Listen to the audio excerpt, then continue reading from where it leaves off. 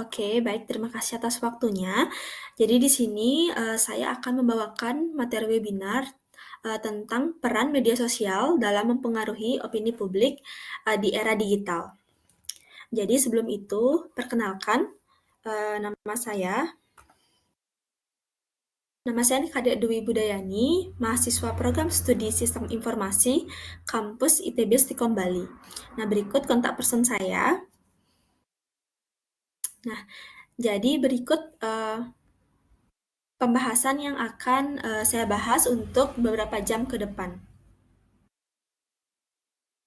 Nah, tujuan pembahasan kali ini adalah yang pertama itu menjelaskan bagaimana media sosial menjadi platform utama penyebaran informasi, dan yang kedua itu meningkatkan kesadaran akan dampak positif dan negatif dari media sosial terhadap opini publik, dan yang ketiga memberikan wawasan yang tepat tentang mekanisme kerja media sosial, dan yang terakhir yaitu mendorong literasi digital. Nah, selanjutnya di sini saya akan tampilkan data statistik dunia, sumbernya dari We Are Social, yang di mana data ini per Januari 2024, yang di mana eh, total populasi atau jumlah penduduk di dunia saat ini sekitar 8,8 miliar, yang di mana naik 74 juta jiwa dari tahun 2023. Dan untuk perangkat mobile yang terhubung sekitar 8,65 miliar, atau naik sekitar 160 juta dari tahun 2023. Dan penggunaan internet sebanyak 5,35 miliar, naik sekitar 97 juta dari tahun 2023. Dan untuk pengguna media sosial aktif sekitar 5,04 miliar, atau naik sekitar 266 juta dari tahun 2023. Nah, sebelumnya merupakan data untuk statistik dunia, dan saat ini saya akan memaparkan data statistik dari Indonesia untuk waktunya masih sama di Januari 2024. Dan untuk total populasi atau jumlah penduduk itu sekitar 276,4 juta, dan jumlah perangkat mobile yang terhubung sekitar 353,8 juta, dan pengguna internet sekitar 212,9 juta, dan pengguna media sosial aktif yaitu sekitar 167 juta atau sekitar 60,4% dari total populasi. Nah, berikut untuk waktu rata-rata yang dihabiskan untuk media sosial atau media, yaitu waktu rata-rata setiap hari dalam penggunaan internet kurang lebih 7 jam 38 menit. Rata-rata setiap hari waktu melihat televisi sekitar 2 jam 41 menit. Rata-rata setiap hari waktu menggunakan media sosial sekitar 3 jam 11 menit. Dan untuk rata-rata setiap hari waktu menghabiskan untuk musik sekitar 1 jam 31 menit. Dan yang terakhir rata-rata setiap hari waktu bermain game sekitar 1 jam 12 menit.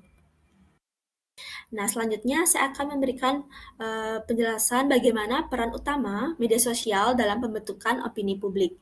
Jadi di sini ada 3 poin. Yang pertama itu ada platform penyebaran informasi. Yang kedua ada ruang diskusi publik. Dan yang terakhir itu ada pengaruh tokoh publik dan influencer.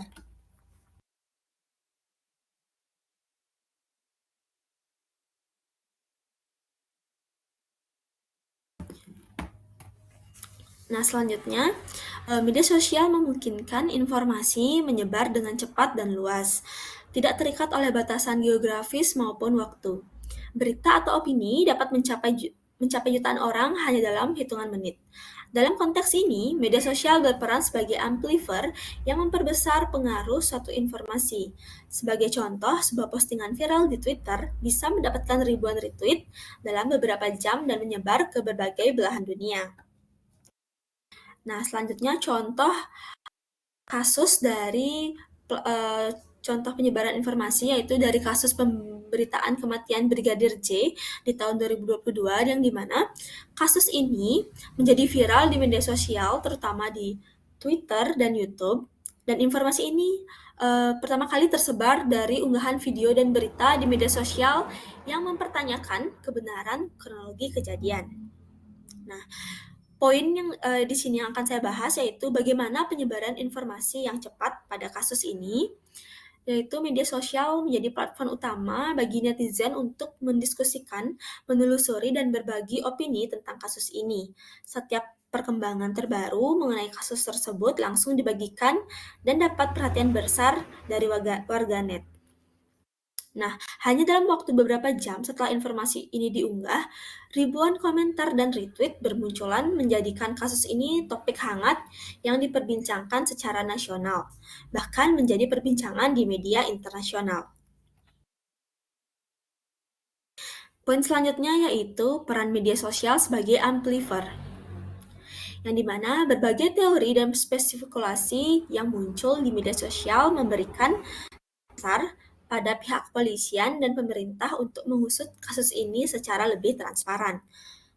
Dan informasi yang disebarkan di media sosial bahkan mampu mempengaruhi pembentukan opini publik yang akhirnya mendorong menyelidiki lebih lanjut hingga terungkapnya keterlibatan sejumlah petinggi polisi dalam kasus tersebut. Nah, selanjutnya ruang diskusi publik. Media sosial menciptakan ruang terbuka bagi masyarakat untuk berdiskusi dan bertukar pandangan. Fitur-fitur seperti komentar, thread, atau grup diskusi memungkinkan pengguna untuk menyampaikan pendapat mereka mengenai suatu topik secara langsung.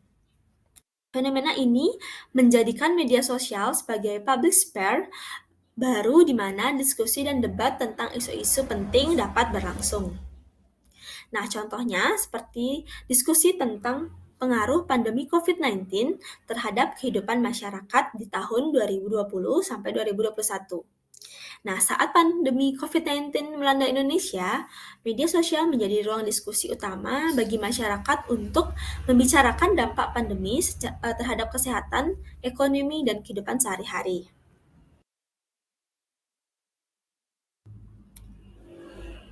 Ruang diskusi di Twitter dan grup WhatsApp. Nah, banyak pengguna Twitter menggunakan tagar seperti hashtag COVID-19 Indonesia dan hashtag di rumah aja untuk berbagi informasi, memberikan tips kesehatan, dan berdiskusi tentang kebijakan pemerintah dalam menangani pandemi.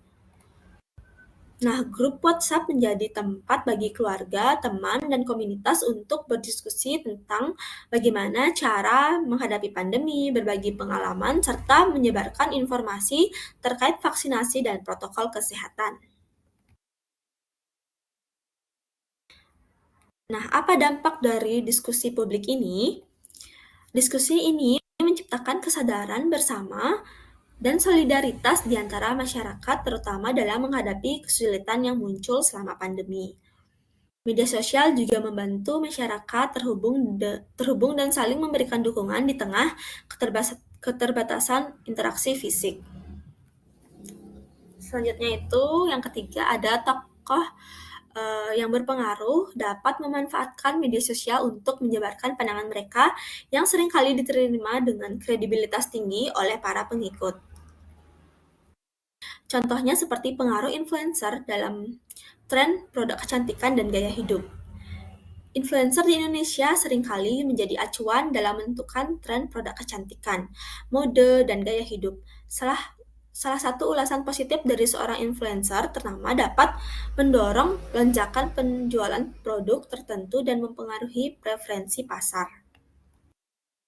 Nah, contohnya influencer Rachel Fenya. Sebagai salah satunya influencer terkenal di Indonesia, Rachel Fenya memiliki pengaruh besar di bidang kecantikan dan gaya hidup. Ketika ia merekomendasikan sebuah produk kosmetik melalui Instagram Story atau postingan feed-nya, produk tersebut seringkali terjual habis di pasaran. Pengikutnya cenderung mempercayai rekomendasi tersebut tanpa banyak pertimbangan, sehingga mempengaruhi keputusan pembelian mereka. Untuk selanjutnya, Tasya Farasya. Sebagai beauty influencer, Tasya Farasya sering melakukan review produk kosmetik, dan ketika Tasya memuji sebuah produk, para pengikutnya yang mencapai jutaan di YouTube dan Instagram cenderung ikut membeli produk tersebut. Hal ini menunjukkan bagaimana pendapat dan pandangan seorang influencer dapat membentuk opini publik tentang kualitas dan tren produk kecantikan di Indonesia. Nah, selanjutnya saya akan menjelaskan bagaimana mekanisme penyebaran informasi di media sosial. Yang pertama ada viralitas konten. Konten yang menarik perhatian banyak orang akan mendapat lebih banyak interaksi seperti like, share, dan komentar. Semakin banyak interaksi yang didapatkan, banyak kemungkinan konten tersebut menjadi viral dan mempengaruhi opini publik. Viralitas ini dapat terjadi dalam hitungan jam, bahkan menit, sehingga membentuk persepsi publik secara tepat. Contohnya seperti viralitas konten hashtag bela KPK, yaitu viralitas konten yang signifikan yang muncul ketika ada upaya revisi Undang-Undang KPK. Hashtag ini mulai muncul di media sosial dan menjadi viral, terutama di Twitter. Nah, dampak dari viralitas konten ini dalam waktu singkat, ribuan cuitan dan postingan berisi dukungan untuk KPK muncul dengan berbagai bentuk seperti meme, video, dan tulisan. Komentar yang menarik perhatian ini mendapat banyak interaksi dari pengguna, termasuk like, retweet, dan komentar. Nah, dalam hitungan beberapa jam, gerakan ini berhasil mempengaruhi opini publik dengan meningkatkan kesadaran akan isu tersebut dan mendorong lebih banyak orang untuk berdiskusi dan berpartisipasi dalam aksi demonstrasi di berbagai kota. Selanjutnya ada filter bubble. Algoritma media sosial dirancang untuk menampilkan konten yang sesuai dengan preferensi dan perilaku pengguna, sehingga menciptakan gelembung informasi atau filter bubble. Dalam gelembung ini, pengguna hanya terpapar pada konten yang didukung pandangan mereka, sehingga mengurangi kemungkinan melihat perspektif lain yang berbeda. Selama pemilu, banyak berita hoax dan informasi yang menyesatkan beredar di media sosial. Misalnya, berita yang menyatakan bahwa salah satu kandidat presiden terlibat dalam korupsi tanpa bukti yang jelas.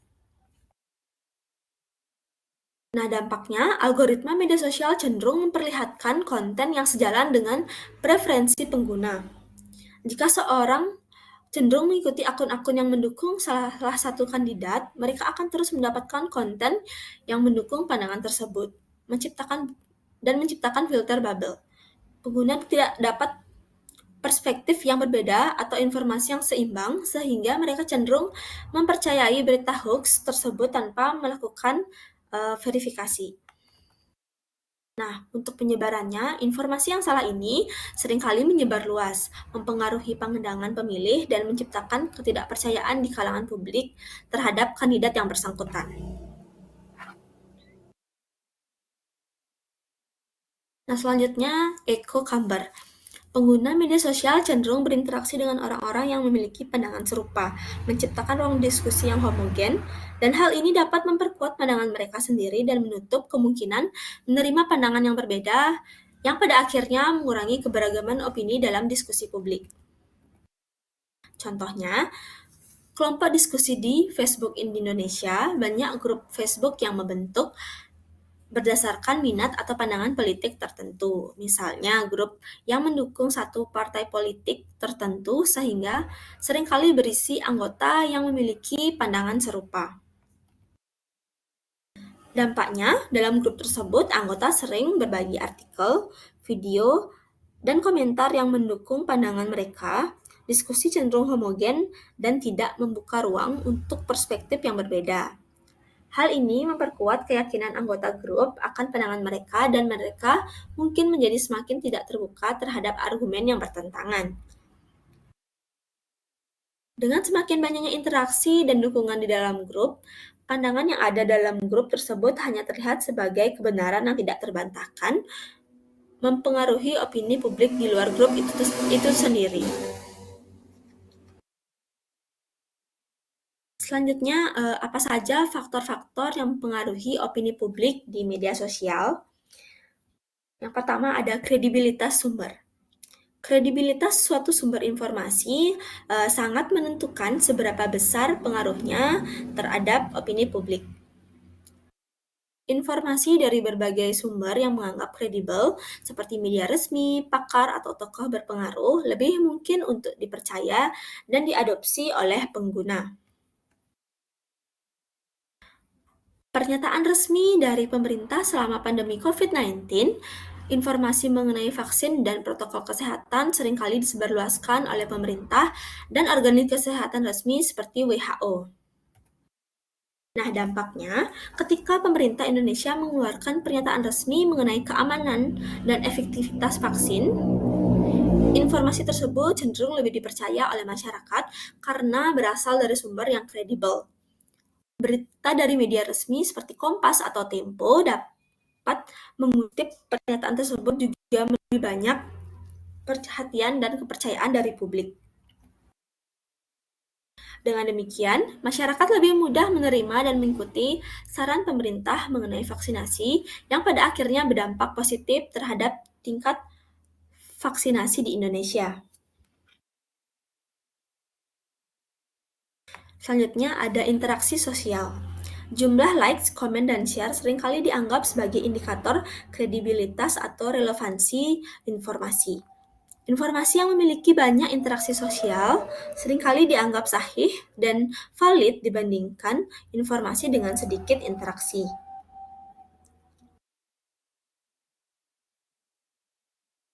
Contohnya, berita hoax yang muncul dan viral di media sosial, sebuah berita hoax tentang seorang tokoh publik yang terlibat dalam skandal korupsi bisa mendapatkan banyak interaksi sosial dalam waktu yang singkat. Nah, dampaknya, misalnya jika berita tersebut mendapatkan ribuan like, share, dan komentar di Facebook, banyak pengguna cenderung menganggapnya sebagai informasi yang valid dan benar, meskipun tidak ada bukti yang mendukung klaim tersebut. Interaksi sosial yang tinggi ini menciptakan persepsi bahwa berita tersebut lebih benar hanya karena banyak orang yang berinteraksi dengan konten tersebut. Akibatnya, berita hoax tersebut bisa menyebar lebih luas, mempengaruhi opini publik, dan menciptakan stigma negatif terhadap tokoh publik yang bersangkutan. Nah, selanjutnya ada framing dan narasi. Cara suatu isu disajikan, misalnya menggunakan bahasa yang emosional atau menyentuh, dapat mempengaruhi persepsi pengguna. Framing yang baik dapat mengarahkan interpretasi audiens terhadap suatu isu sesuai dengan tujuan pengirim pesan. Contohnya, peliputan berita tentang protes mahasiswa ketika terjadi aksi protes mahasiswa di Jakarta, media dapat menyajikan berita tersebut dengan berbagai framing. Jika sebuah media menyoroti protes sebagai tindakan pemberontakan atau anarkis, hal ini bisa mempengaruhi cara pandang masyarakat terhadap protes tersebut. Sebaliknya, jika media sosial lain meliput dengan gerakan demokratis yang mencerminkan aspirasi generasi muda, publik mungkin lebih mendukung aksi tersebut. Nah, framing yang berbeda ini dapat memicu perdebatan di media sosial. Dengan pengguna berinteraksi dan berdiskusi berdasarkan narasi yang mereka pilih untuk percaya, ini menciptakan dua sudut pandang yang mungkin tidak saling bertemu, sehingga memperkuat polarisasi dalam opini publik. Nah, selanjutnya apa saja dampak positif dan negatif media sosial terhadap opini publik? Untuk dampak positifnya yaitu meningkatkan kesadaran, seperti kampanye #SaveOurEarth di Instagram, memfasilitasi partisipasi seperti aksi protes penolakan Omnibus Law, dan yang terakhir keterlibatan publik seperti diskusi publik tentang pemilu. Nah, untuk dampak negatifnya, penyebaran misinformasi seperti hoax tentang COVID-19. Yang kedua ada polarisasi masyarakat, contohnya seperti isu politik dan identitas. Yang terakhir ada manipulasi opini, seperti kampanye politik dengan akun palsu.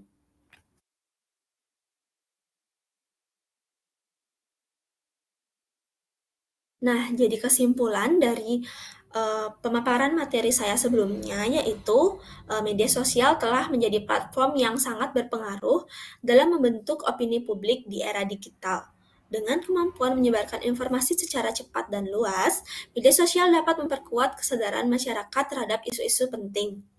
Namun, di balik manfaat tersebut, media sosial juga memiliki sisi negatif seperti penyebaran misinformasi, polarisasi masyarakat, dan manipulasi opini melalui bot atau akun palsu. Selain itu, fenomena seperti filter bubble dan echo chamber mempersempit pandangan publik, sehingga pengguna seringkali hanya terpapar pada informasi yang mendukung keyakinan mereka sendiri. Untuk mengurangi dampak positif ini, literasi digital yang kuat sangat diperlukan agar masyarakat lebih kritis dalam mengonsumsi informasi. Nah, jadi untuk rekomendasi dari peran dan peran media sosial untuk opini publik, yaitu yang pertama, meningkatkan literasi digital, di mana penting bagi masyarakat untuk meningkatkan keterampilan dalam memverifikasi informasi dan memahami cara kerja algoritma media sosial agar mereka tidak mudah terjebak dalam misinformasi atau propaganda. Yang kedua ada regulasi media sosial. Pemerintah dan platform media sosial perlu berkolaborasi dalam menciptakan regulasi yang lebih ketat untuk mengendalikan penyebaran konten palsu, serta mengidentifikasi dan membatasi pengguna bot dalam kampanye manipulatif. Yang ketiga ada kritik terhadap sumber informasi. Jadi pengguna media sosial harus lebih selektif dan kritis dalam mempercayai sumber informasi, terutama yang berasal dari akun-akun tanpa kredibilitas jelas.